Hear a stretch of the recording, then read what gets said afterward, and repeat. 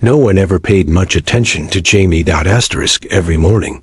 Like clockwork, he pushed a rusty grocery cart down the cobbled streets of Windermere, a small town tucked between the hills and the sea. His cart wobbled and squeaked with every step, filled with paper bags, milk bottles, and fresh vegetables wrapped in brown paper. He wore the same gray hoodie year-round, his hair always a little messy, his shoes always scuffed. Asterisk Jamie never spoke. Not a single word.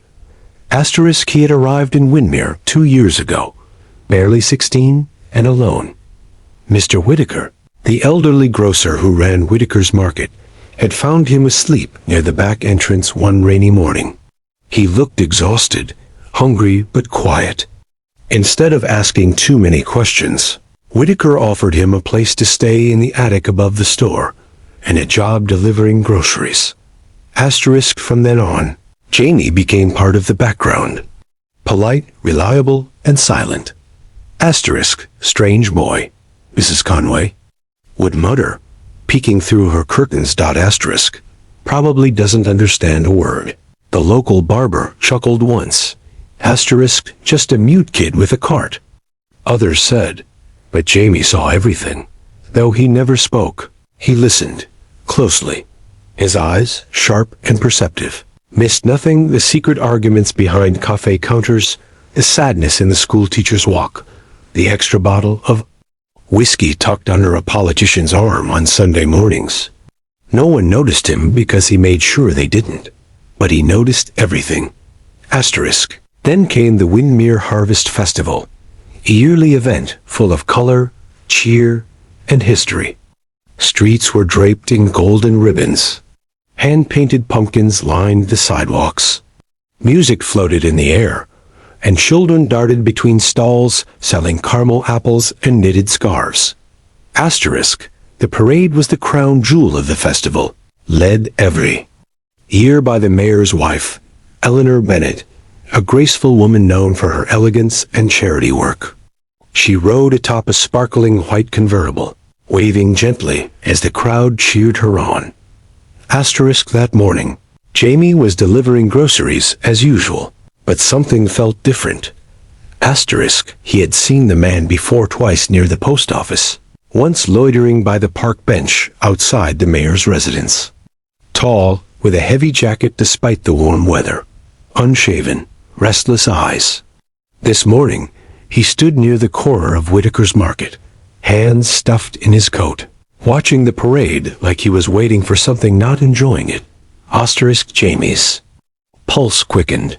Asterisk he abandoned his cart near the doorway and stepped slowly toward the crowd. His eyes never left the man. The music swelled. Confetti flew.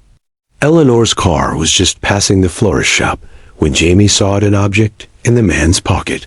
A shape that didn't belong. The man moved. So did Jamie.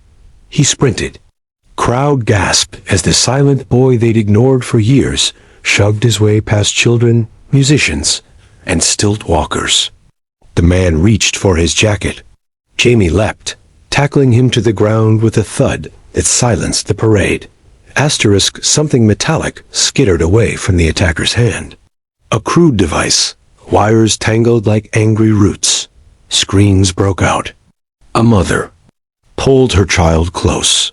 The mayor's wife froze. Asterisk security swarmed too late. Jamie had already pinned the man, his expression calm, focused, not a trace of panic. He didn't need to speak. He just acted. Asterisk the man was dragged away, shouting nonsense. The suspicious device was secured by the bomb squad. Eleanor Bennett was escorted to safety, shaken but unharmed. All eyes turned to Jamie. For the first time, the town really saw him. Asterisk Eleanor stepped toward him, trembling. "You saved my life," she whispered. "What's your name?" Jamie didn't answer. Mr. Whitaker stepped out from behind the crowd and placed a hand on the boy's shoulder.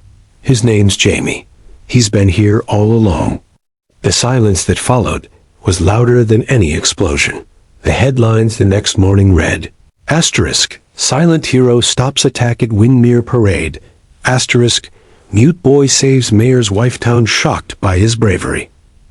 Asterisk, the grocery boy who said nothing but did everything. Asterisk, Jamie became a sensation overnight.